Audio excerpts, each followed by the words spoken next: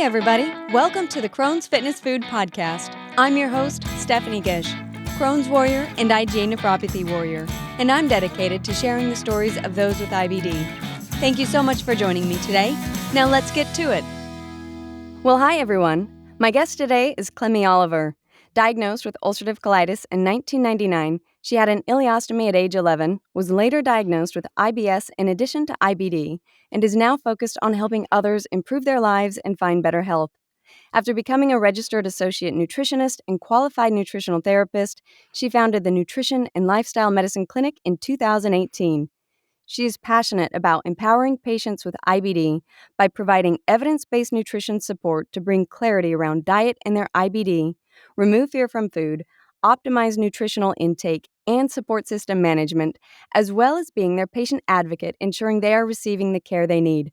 Thank you so much for joining me today, Clemmie, and welcome to the show. Thanks so much for having me, Stephanie. It's great to be here. It's an honor to have you. So, before we jump into what you're doing now and how you're helping others with IBD, let's start with your story. And can you start off by talking about when and how you were first diagnosed? Yeah, sure. So I was only 9 years old when I was diagnosed. I'm 34 now. And it really, I guess I had symptoms for a little while before I actually told anyone about it. I kept them to myself for a bit. And I think that was probably because I didn't know what was going on, but also perhaps I'd never had the knowledge at that age that if I was bleeding or getting loads of diarrhea, then maybe something wasn't right. Did that scare you since you were only 9 and you really didn't have that knowledge of what's normal, not normal? Did you feel scared at all, or was that just not even a thought, really? Yeah, I think that's a good question. I think I probably was a bit scared. I think in my heart of hearts, I knew that something wasn't right. And I think that my reaction when someone did find out, probably shows how afraid I was. So I was at home and I'd been to the loo and I'd obviously forgotten to flush it. And my mum then went to the bathroom and then she came in. And I remember so clearly, I was sitting in the kitchen with my sister, with our dogs. And she came in and she said, has someone been to the loo? Like, is there's something kind of that's not quite right? And I remember initially just saying, no, it wasn't me, and denying it again. And then she probed a bit more, and then I revealed it was me, and then I just burst into tears. So I think that clearly that kind of outpouring shows that I clearly kind of realized I think that something wasn't right. And so she took me straight to the GP. So our, what we call them, like general practitioners here, so like primary care physician. And then they sent me straight to the ER, so our accident and emergency. What was going through your mind at that point, being so young, and then all of a sudden you go from maybe thinking something was wrong, but probably you had no idea what was ahead of you. So now you're facing all of these tests and doctor's appointments. What was going through your mind at such a young age, and how did your family help support you? And would you have any tips for maybe parents who have children facing this at such a young age? Yeah, so if I'm completely honest, it was all a bit of a blur. And I think that's our body and brain's way, isn't it, of coping with these traumatic experiences. What I do remember really clearly is that when I went into the ER, like an older male doctor came in and said, "Tell me about your stools."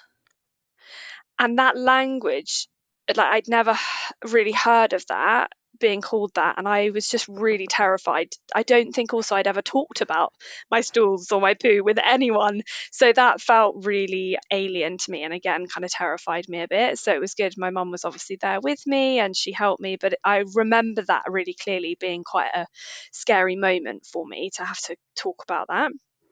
But in terms of kind of, you asked the question there about how parents can be supportive. I guess, first of all, it's about making the subject of poo not a taboo and really just making that part of kind of a normal conversation at home so that your child feels that they can talk to you about if something's not right or something doesn't feel right.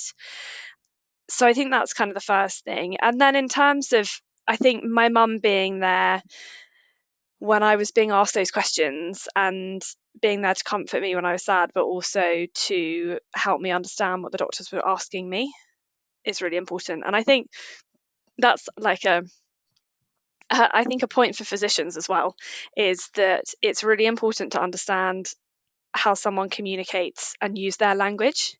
Otherwise, it can feel really alien. Great tips. So take me through the next part of your journey. You start getting tests. Did you get a diagnosis right away? Yeah, my time to diagnosis was quite short.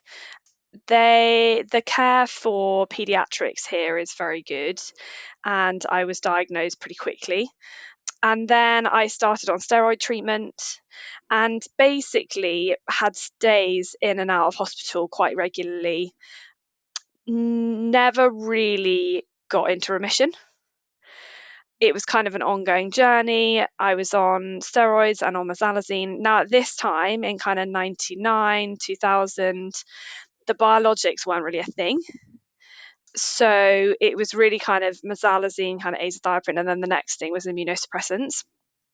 And really, I remember being on about 18 tablets a day and having like a little plastic case that I took around with me, which had all my medication in it. And really, my world getting just smaller and smaller and smaller. And in the end, at school, I would pick up infections and bugs, and that would set me back always. And so maybe I'd be going through a slightly better period, and they'd be saying, okay, maybe she is getting towards remission. And then I'd get some kind of illness at school, and that would just knock me back and put me back in a flare. So my parents actually took me out of school, and I was homeschooled for a bit, which when you're that age, actually school's such a big part of your life and it's a big part of your social life too. And I didn't see my friends. And so my world got smaller in that respect. And I was very lucky. I grew up riding ponies and it was my real passion. I absolutely loved it. But it meant when I really wasn't very well, I didn't feel like riding and I couldn't do any of that either. So I really was kind of stuck at home and had a very small world by the end, basically. How did you cope with that, being so young? And I feel like really it's only been in the recent years where we're really focusing a lot more on mental health and talking about these things. But at that age, you had to be suffering with your mental health at that point. I would imagine with your world growing so much smaller. How did you cope with all of the changes? Yeah, I think it's funny. I don't fun weirdly, I'm not sure it affected me hugely. I think I was very lucky that have a very supportive family and a very strong family unit. And I think that as a patient, I think I just kept putting one foot in front of the other. And I also think because of my age, perhaps I wasn't quite sure of the enormity of what I was going through. And I think that was the case right up until when I went into surgery. That I don't think I really realized quite how unwell I was. I don't think I really realized quite how much the disease can put you at risk of lots of different things. I don't think I realized. I think my parents protected me from that a bit, which I think was probably a good thing because it meant that I guess that my mental health wasn't hugely affected by it. But I think in terms of looking back now and in terms of how it might affect me now, I'm quite lucky that I don't think it really does. The only thing I definitely do notice is that when I go into a hospital environment now, that there's some kind of, I guess perhaps it might be termed PTSD symptoms, I suppose, come about, but it's only in very specific circumstances like that. It's good that it really didn't affect you too much as a child, and I think it just shows how invaluable having a support system, just how beneficial your family was at that point. Yeah, very much so. I think that was really key to me, I guess, feeling like safe and secure in a time in my life, I suppose, where perhaps my health and other stuff felt out of control, actually everything at home was stable, and I have 2 siblings and they were really supportive as well. So I think that kind of helped, that there was some stability there anyway. So I think family and support network is hugely important in that respect. So take me up to the next part of your journey. You mentioned you had surgery I think at this point you were 11 years old. So take me through that. Yeah, sure. So as I said, really, I didn't really get to remission, or even if it was very short periods of remission. And the doctors just said to my parents, basically, the next stop is immunosuppressants. And they said, but given her age and give the severity, so I had pancolitis, given the severity of her disease, which was severe, and given the fact that she's really not even responding to steroids that well, if you start on things like immunosuppressants now, like there's only one way this is going, basically. But my parents did kind of wait it out a bit and tried it with the doctors saying that was fine, just to see if the medication would work. So I never actually went on to the immunosuppressant medication, because the doctors just advised that I was putting off the complete inevitable, basically. But it did get to the stage where, and they did try, they weren't really sure at the time whether I had Crohn's or colitis. So I was trialed on liquid diets, which actually made me worse because it wasn't Crohn's, it was colitis, but also I have a milk protein allergy or intolerance or something, which meant that large volumes of liquid, which I've had since like a baby, and have just never really grown out of it. So that made me worse, but I ended up having a nasogastric tube because I wasn't able to drink it. And my mum said to the doctor, I don't think this is working for her. She's being sick every time she drinks it. She really doesn't want to drink it. And the doctor kind of said, she's being silly. We need to do this. So they put a tube down my nose and I was fed through that for a bit, but it was a kind of a crazy experience. And I remember it again, this kind of snippets that come back, that I remember kind of during those feeds being sick and worrying that the tube was going to come out, was going to come up and come out of my mouth. And I remember being in quite a lot of pain when the feeds were happening. So walking around was quite helpful for me. And I remember walking around our garden and just being really sick in the garden. And that's like definitely quite a strong memory that I have that time together, or that time taking that. So basically it got to the stage where they kind of tried everything. And really, again, a really clear memory was waking up one morning and going to the bathroom, and like there being lots of blood, as there always was, and then going downstairs, having a bowl of cereal, and then being sick and going to the loo again, and being like, oh, that's weird because I'm not normally sick that much at this stage. So this was quite a way after trying the liquid diet. And then my mum was like, oh, try and eat something else. I tried to eat something else and I was sick and sick and sick and sick. And by this stage I was 11 years old and I was 2.5 stone. So I'm not sure what the conversion is in terms of kilos for that, but it's pretty small. So I was pretty tiny by then. My growth had been stunted a bit, and I was taken into hospital, and they said, this is it. Like, if we don't move with this now, she might not survive. So I was transferred, and I was actually had to be stabilized for a week on IV nutrition and fluids before they felt comfortable that I'd survived the surgery. So, and even I think during that, I still don't think I realised quite how serious things were.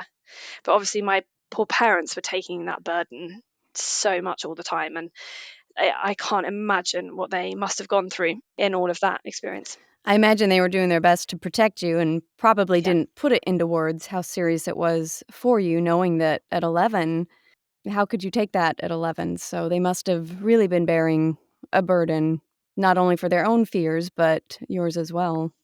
Totally. And I think I don't think I realized, I said that there was a moment where I think I kind of realized that something was quite serious when they were actually taking me down on the bed in the elevator to the operating theatre, and both my parents were there, and my dad burst into tears. And I was like, "Why are you crying? Why are you crying?" And he just couldn't hold it in. And then I started panicking, and my mum was like, get away, like don't show your emotions or whatever. Not that it was a bad thing, but in that moment I remember being like, oh my gosh, this is quite serious. And then I was quite panicky then going into the surgery, because I suddenly was like, here's my dad who had been like strong and everything like that, and then being in tears, and me suddenly realizing, oh my gosh, why is he crying? This must be serious if he's crying. So that I think was a moment as well. But then I was in the operating theatre and didn't know very much about it after that. So Got some good drugs at that point. yeah, exactly. Good calming drugs. So you wake up from surgery, 11 years old, you have a stoma. Take me through that experience, and did you get better at that point? You went, I think, 7 years with a bag. So Yeah, take me through that experience, and if you would have any tips for other teenagers in the same position. yeah, sure. I think again, like I think I feel like I'm going to say this loads. Like I feel like I'm lucky. I feel like I'm fortunate or whatever. And that's great to hear. Yeah, I think in terms of timing in my life, I think I was really fortunate that the way it kind of played out, because I think at the age of 11 you're not quite in your teenage years, and I think I still it was it was a good time to have something like this happen to you. In terms of like changing appearances, I knew a family friend of ours who, when she was 16, she had a bag, and I know that that was really, really difficult for her. And I think it's just such a different time in your life, like 11 to 16. So I would say I recovered really well in hospital. I didn't have any complications post surgery. The hospital were amazing, and my mum was amazing actually, in terms of saying like, you have to learn to look after this by yourself, because I know lots of people at that age maybe had their mums change their, or parents or someone else or carers change their bags for them. But actually, they said the more you can get used to doing it yourself, and the more you can do it yourself, the more independence you're going to have going forwards. So that was so good that they said that right from the beginning. And it just meant that I was able to just look after myself, which was really helpful. So that's definitely something that I would encourage if anyone's going through this, is although it can be really weird to start with, and it can be quite strange getting used to it, and you've also got the incision from the surgery, and it's really weird looking at your intestines coming out of your abdomen, but that you do get used to it. And if you can manage it yourself, and you can do all the bag changes and that kind of stuff yourself, even if it takes a little bit of time to get to that stage, it means you're not reliant on anyone else to support you, which I found really helpful, particularly at that age. So I think for me, it was a life-changing experience in a really positive way. I had gone from a very small world when I was really unwell, and not being able to do the things I loved, and not being able to see my friends or family, or like wider family, to a place where I didn't have to worry about where the loo was all the time, to a place of like getting my strength back, being able to go back to school and hang out with my friends, be able to go back to riding, and my world just opened up, and I felt well. And that was just so amazing. And so it gave me my life back. That's incredible. And so good to hear. And just, it warms my heart to know that you had such an incredibly supportive family, that throughout even the times when you weren't well, you still had a good childhood for the most part. It sounds like that you didn't really realize how serious it was, and you had a good childhood even as your world shrank, but then to hear that everything opened back up after the surgery and the world was your playground again. Yeah, absolutely. And look, I would say that I lived a pretty normal teenage life after the surgery. There were a few things that I was a bit restricted with. So I didn't feel really that confident in going to sleepovers and staying at other people's houses. My mum never kind of forced me to do that. But I think probably aside from that, I did everything that all my friends did. I played sports, as I rode, as I said, and I did so many different things, and nothing really stopped me. I like swam and climbed mountains and did loads and loads of stuff, and it was really really great. So there is life after stoma surgery, particularly at that young age, and I want people to know that actually that it can that life can get better and that it really can give you your life back sometimes, because I think that people worry so much whatever age you're at when you have a surgery like that it changes you physically so much, and of course it puts a big emotional strain on you as well, but actually once you get used to it, it can really give you your life back and expand your life a lot. That's a great message. So you actually had a stoma reversal done in 2009. So take me through what the decision was to do that and then how life was at that point. Yeah, do you know, it's something I've been thinking about a bit about recently in terms of um, the path I feel was pretty mapped out for me in terms of surgery. And I don't think I knew until probably in my 20s, after I'd had the J pouch surgery, that the J pouch was an option, that it wasn't something that I had to have. It was something that I could choose to have if I wanted to. But I think it was just always something that they said, like, we'll take out her colon, we'll give her a bag, we'll let her grow and develop because she's been 2 years of stunted growth. We'll let her go back to school, we'll let her do her teenage years. And then once she takes a year out before going to university, will use that time to do the surgery. So I think like basically also all my teenage years were kind of leading up to that point as well. I was still able to enjoy life, but I knew that at some point it wasn't going to be forever, which maybe in itself helped a little bit. I haven't really thought about that much, but perhaps it did help in terms of the coping mechanisms with it. But I was pretty happy with my bag. So yeah, basically, as everyone was planning, I don't know if it's the same in the US, but in the UK, people sometimes take a year out after school and before you go to university. I know that there's different terminologies as well in terms of college and things like that. So everyone and lots of people go traveling and go around the world and things like that. So as people were as my friends were planning their travels, I was planning my surgeries, which was a little bit different.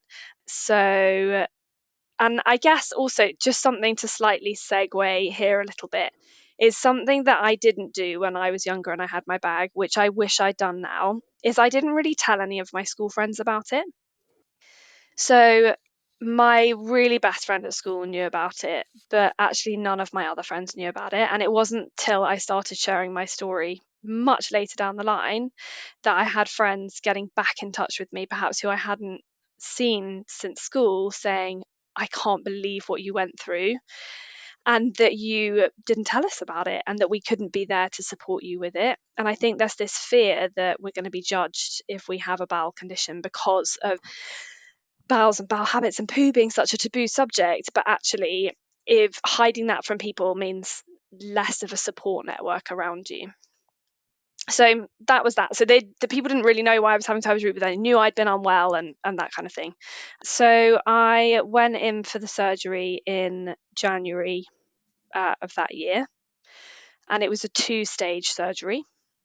And it was, I would say it was quite tough. I'd gone from being very, very unwell for 2 years to being really well for 7 years, and also like really independent and everything. And then I think my biggest regret's probably a strong word, but my biggest piece of advice, I think probably, which I learned the hard way, was I didn't mentally prepare myself for the reversal surgery. I think it was probably something to do with my age. I was just getting on with life and enjoying it. And I remember 2 days before the surgery, my mum said, I know that you're physically really well, but have you like mentally prepared yourself for the surgery? And I remember being like, I don't know what you're talking about, mum. Of course I'm going to be fine. But actually, she was absolutely right. I hadn't really thought about it at all. And also hadn't really thought about how I'd feel. And I think it really, for me, the struggle was going from being so, so well to feeling quite unwell again, as in just that post surgery and the pain and that kind of stuff that all comes with surgery naturally. I think it probably triggered some old stuff in me, and I found it quite difficult to go from the one extreme to the other. So I definitely say if you are facing surgery and you've been well for quite a long time, it is worth just kind of mentally preparing yourself for the fact that it might be a bit rubbish for a short period of time again after that, but that it does get better after that. So I did then 4 months between the two surgeries. So I had my second stage of the J pouch surgery in the April of that year. And then in the October, so like 6 months later, I started university. How were you doing at that point? Had you felt completely healed from both surgeries? And what was your life like again at that point? Did you go back into feeling well and staying in remission? Yeah, so I struggled recovering from the first surgery, which is why they left a slightly longer gap because they were going to do it a bit sooner. But the second surgery I recovered really, really well from, and my J pouch settled down really nicely. And I basically, again, I was like living a normal life again and went to uni and just like did everything that a normal uni student does, like partying and making new friends and just fully embracing life without a bag, which again, it was amazing. As I said, my bag gave me my life back 100%. But there was like an extra freedom, I guess, not having it. And has it stayed that way since in the years following? Yeah, so I think I've been pretty fortunate that my journey with my pouch, in comparison to some other people, has been a good one. I did get quite unwell in my end of my first year at uni, maybe kind of towards the second year, where I got, I think probably what was like the norovirus, a gastroenteritis quite badly. And I'd gone from being like pretty well and not really having any kind of symptoms at all to then not feeling that well. And I lost quite a lot of weight and I kept losing weight. And I started to lose my hair a bit and things kind of weren't that great. So I did, after a little bit, go and get some tests done, but they all came back clear. So I didn't have pouchitis. I didn't have anything else that was going on that was untoward. And so that's when I was given the diagnosis of kind of IBS, or like irritable pouch, basically, and told that there wasn't really that much that could be done about it. And that diagnosis actually changed the course of your life thereafter because you were actually doing public relations and then you got the IBS diagnosis. And I believe that's really when you started digging into diet and nutrition. So go ahead and take me through that part of your journey. And what was it about diet and nutrition that you learned along the way and how it benefited your health overall? Yeah, absolutely. And this is where my mum comes up trumps again. That it was actually her suggestion to go and see a nutritionist, and she actually booked in for me to go and see one. And I was just like, oh, I don't really see the point. I've always been told that diet doesn't make any difference, and I think we just didn't have the research and the data that we had back then when I was first diagnosed that we have now. So it isn't necessarily through my consultant's fault or anything like that. We just didn't have the data at the time. But I'd basically lived my entirely like IBD diagnosed life thinking that what I put in my mouth really had no impact on my body whatsoever. And I think that that's such an important distinction and narrative for people to understand, is that sometimes, so you might be told diet doesn't make any difference to your disease. We now know that that's complete rubbish and that it really does. But also this thing of saying, oh, diet doesn't make any difference, I think in my head also then kind of led into, well, diet doesn't make any difference to my overall health or anything, basically. And I think that's what I see a lot with patients now in the work that I do, is that they're told, oh, diet doesn't make a difference. But in that vein, they're also kind of accepting that diet really doesn't make a difference overall and isn't really important. But what we know is that diet's really important to help reduce our risk of non-communicable diseases like type 2 diabetes, cardiovascular disease, all of those kind of things, which are hugely important. And actually, the prevalence of some of those things like type 2 diabetes is higher in patients with IBD. So, and I don't know whether the data quite correlates as to the fact that generally people have poorer diets when they have IBD, so that then they're increasing their risk of these diseases. So I think that was something that was important. So I went to see a nutritionist, coming back to the story. Sorry, I segued away a bit there. But I went not expecting anything, basically, because of what I'd been told by my consultant. And I made some dietary changes off the back of talking to the nutritionist. And within 2 weeks, I felt better than I'd felt in really quite a long time, probably years. What were you noticing up until that point? I imagine most of it was stemming from the IBS at that point, assuming you were in remission, or maybe it was a mix of IBD and IBS. But what were some of the symptoms that you'd experienced over the years? Yeah, so in terms of symptoms, in terms of remission, I have been since my first surgery, age 11, in what is sometimes termed as surgical remission. So because the affected part of the bowel has been completely removed, there isn't the ability for the disease to flare. So in terms of the symptoms I was experiencing, not IBD related necessarily, although I do definitely still think I have extraintestinal manifestations. So the manifestations that you can get outside the bowels, like skin issues and things like that, I definitely think I still have those now. But in terms of the other symptoms, they were quite IBS related. So bloating, quite kind of loose pouch output, but also like fatigue, like feeling really tired, feeling nauseous every time I ate. So I felt sick every time I had something to eat, which really put me off food quite a lot. And I'm quite a foodie. And then I mentioned as well that I started to lose my hair a bit, and I generally just like wasn't well, basically. So, what were some of the first changes to your diet that you made? Because you said you started to notice improvement within weeks. What were some of those first changes you made, and how did it progress from there?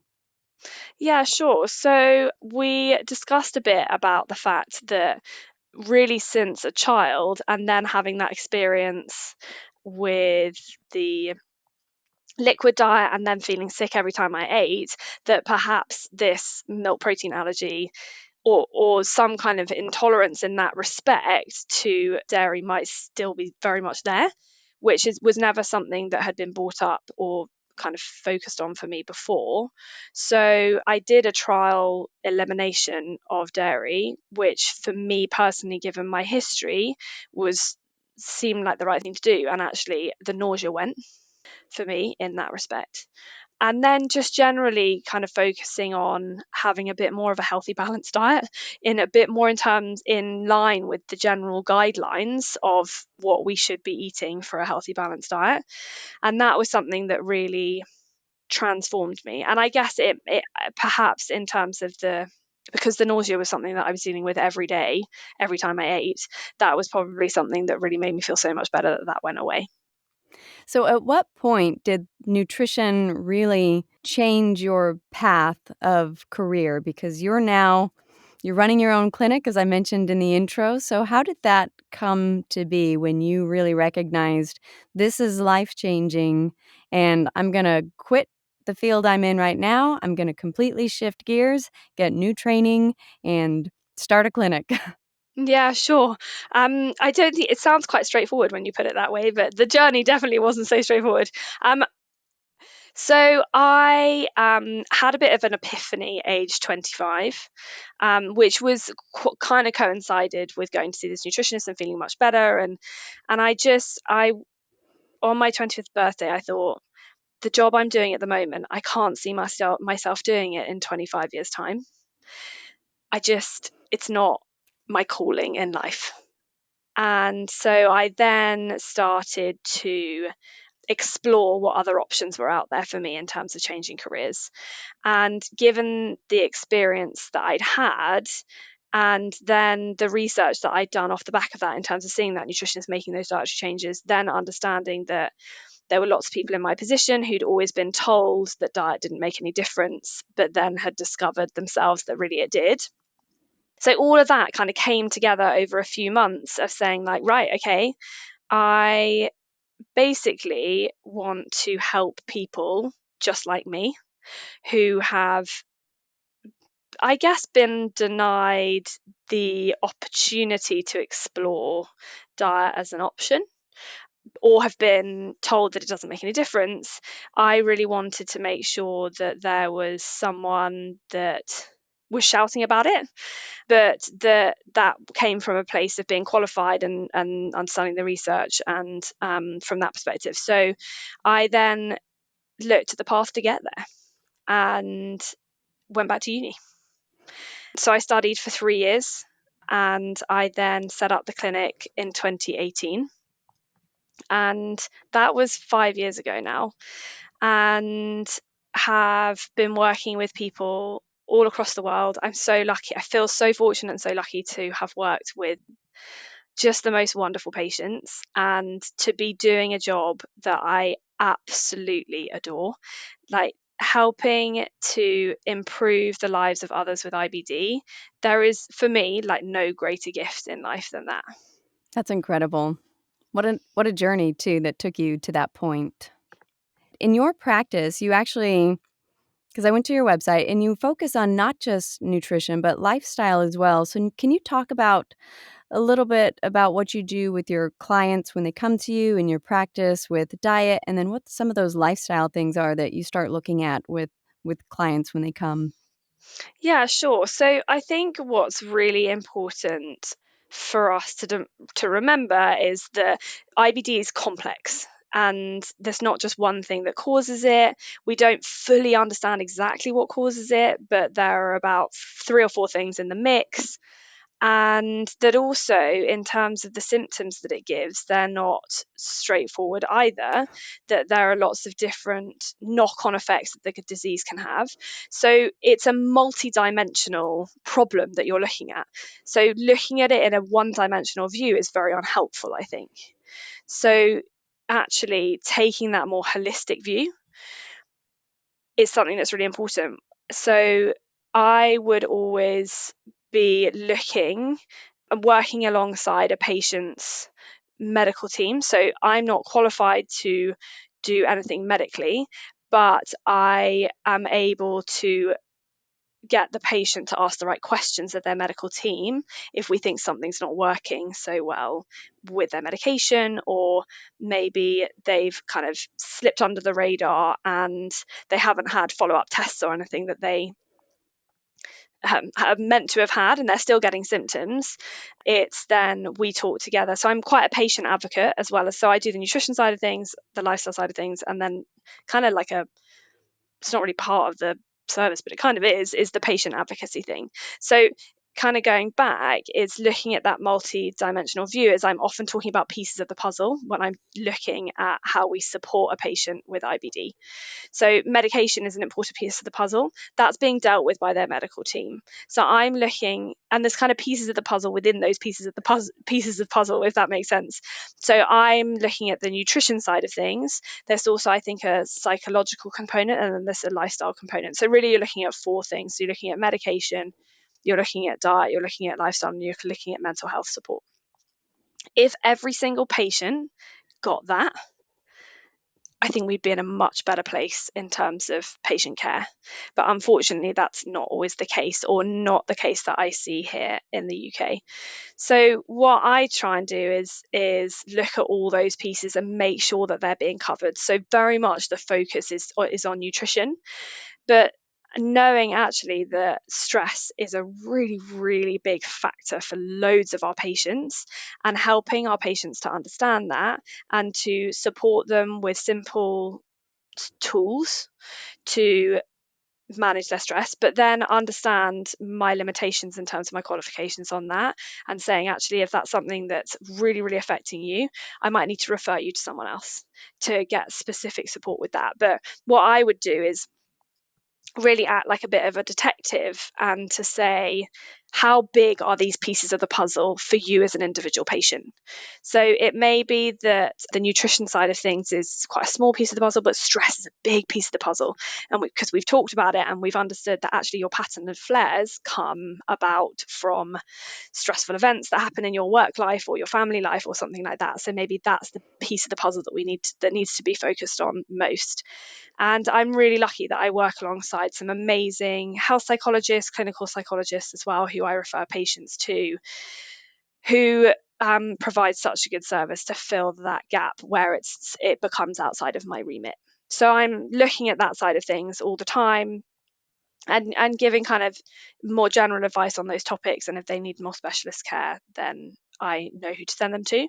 And then from the nutrition side of things, it's really taking each patient as they come, because someone might have tried lots of different things and they want to like do a bit of troubleshooting, or they want to just make sure they're dotting all the I's and crossing all the T's.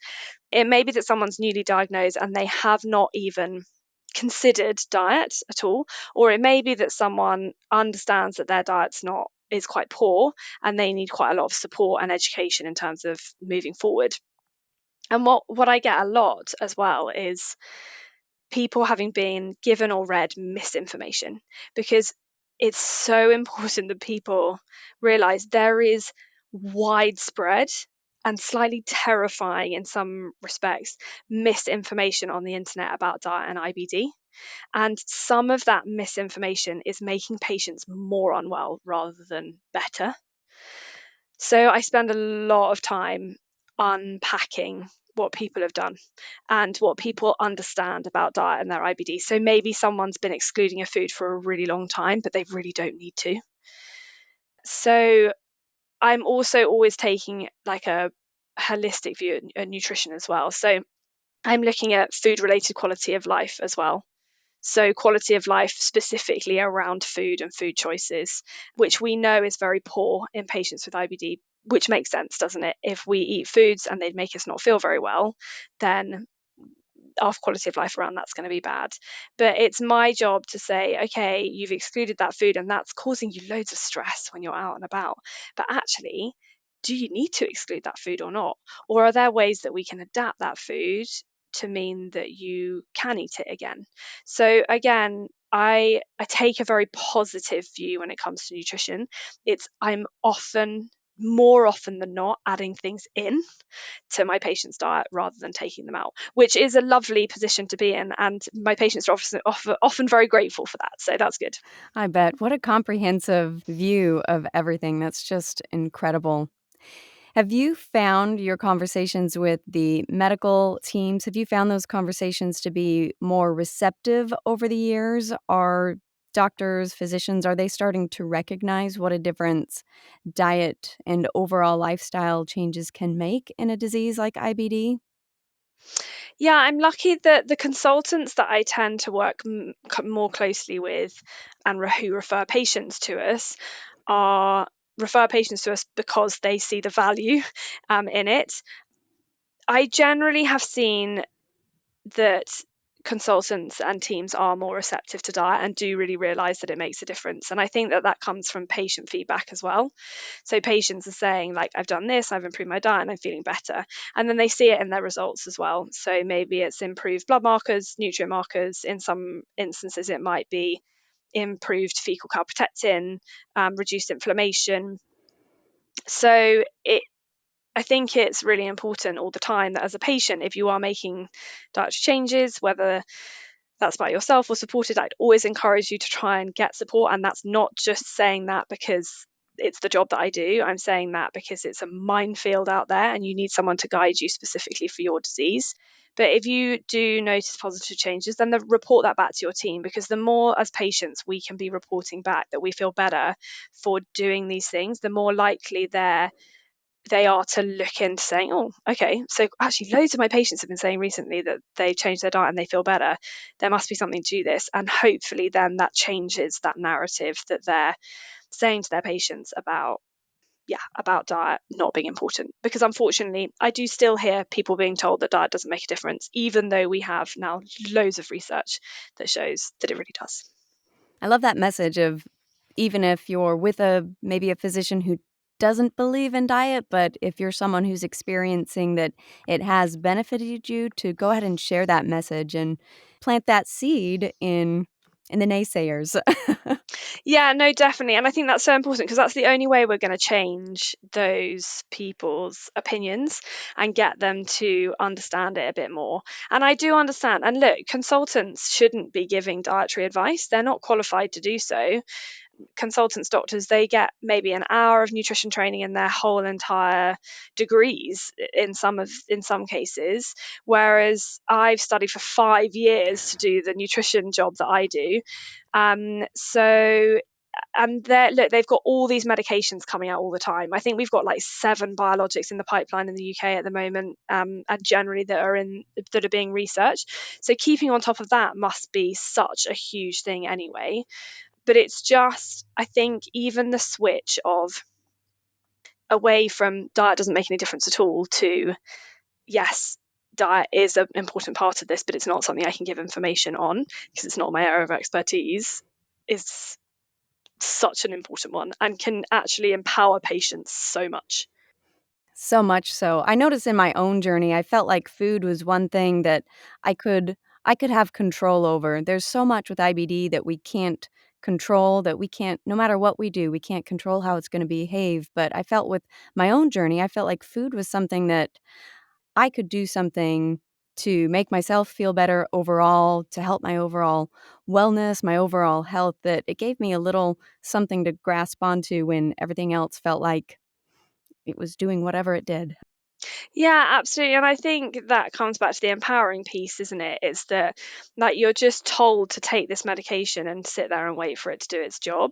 But actually, what patients don't realize is there's lots that we can do that is within our control, like helping to support our sleep, helping to manage our stress, eating a healthy, balanced diet, which all is really helpful, not only to help that medication work more effectively, but to help us to feel better.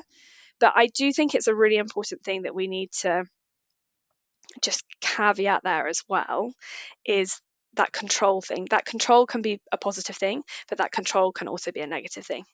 And that we see the prevalence of disordered eating and eating disorders being much higher in people with IBD than they are in the general population, which is again why I would always encourage, if you're able to, is to get a referral to see a dietitian or nutritionist, or to seek one out yourself privately to guide you through this, so that you don't go down a hole of that kind of disordered eating disorder kind of rabbit hole, because that's not good for us in that respect. So I think absolutely right, is it's really empowering and it's great to have something that is within your control, but there's a fine line, I would say. I agree, and very great advice. So you mentioned earlier on that you regretted not talking more about your surgery and your bag when you were a child. What was it, and when did you finally decide to start sharing more openly about your story and start talking more? What finally compelled you to do that?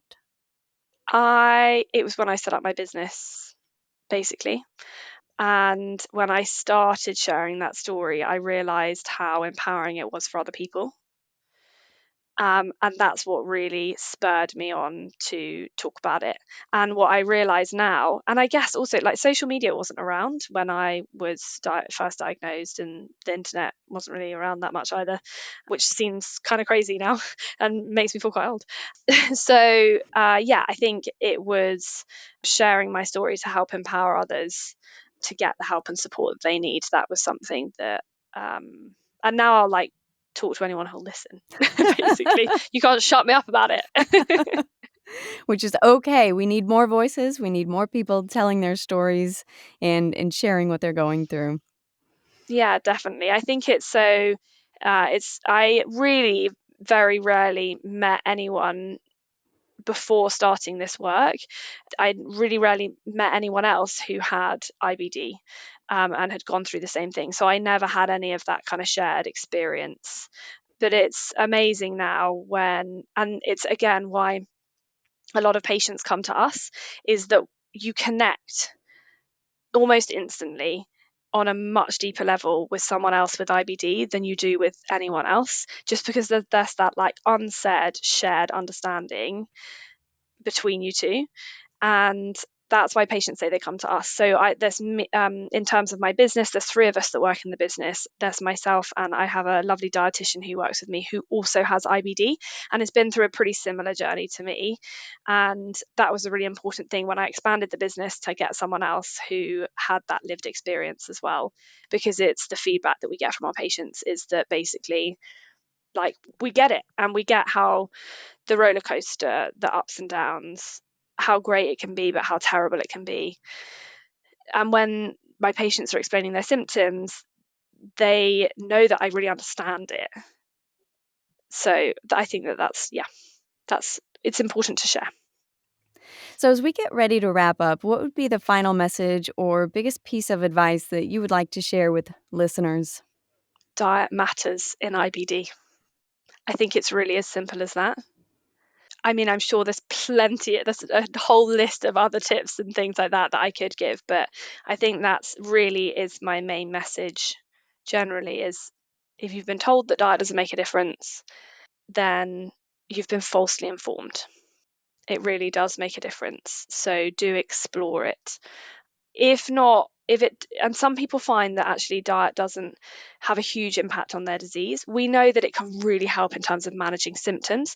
So it might make you feel better just on a daily basis. What's really important is that diet is not a cure, and diet and medication are not mutually exclusive. So I very rarely work with patients. Well, I don't work with any patients who've refused medical treatment. And I generally 99.9% of our patients are on some form of medication, and the dietary support that we're doing is actually alongside those medications to improve quality of life even more on top of the medications that they're taking. So do explore it as an option for you alongside your medications, because you never know, it could, and I see it all the time with our patients in clinic, it can be the difference between existing and thriving. And that's a huge difference. What a great message. So if people want to learn more about you, your practice, where can they find you online? Yeah, sure. So my Instagram is probably where I'm most active. In terms of, I'm not very good with things like TikTok and stuff like that, because I manage all my social media and the business and stuff myself, basically.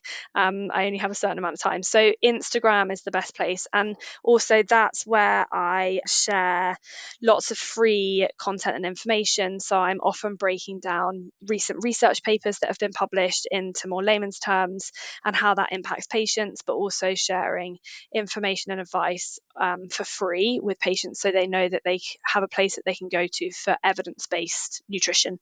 Because again, there's lots of misinformation and lots of people sharing nutrition advice online, which is incorrect. So the handle for that is at Clemmie Oliver Nutrition on Instagram. And I also have lots of blogs on my website. So nalmclinic.com, NALM clinic.com. There's a backlog of loads of different blogs on there, and I'm often updating them as well. And again, that's lots of like free content and free information. And if anyone is interested in getting that support, the information about how to do that is on our website as well.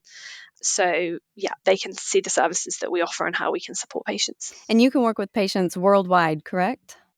I can work with patients all over the place. So I have patients in America, Australia, in Europe, all over the place. So yes, we work with patients internationally. Fantastic. I will put all of the links in the show notes so that people can find those and find you easily. With that, thank you so much for sharing your journey with us today and raising awareness for IBD and spreading the message that diet does matter. Thanks so much for having me again. Thank you for listening. If you love these interviews and want to support the podcast, visit my website at crohnsfitnessfood.com, where you can browse my featured products page to shop the companies I love and support. Make a donation using the Buy Me a Coffee link to send a little love, or grab a copy of my book and IBD story, Crohn's Fitness Food and My Rocky Road to Health. If you have an IBD story that you want to share, send me an email at story@crohnsfitnessfood.com. And always remember, be strong, be grateful, and keep going.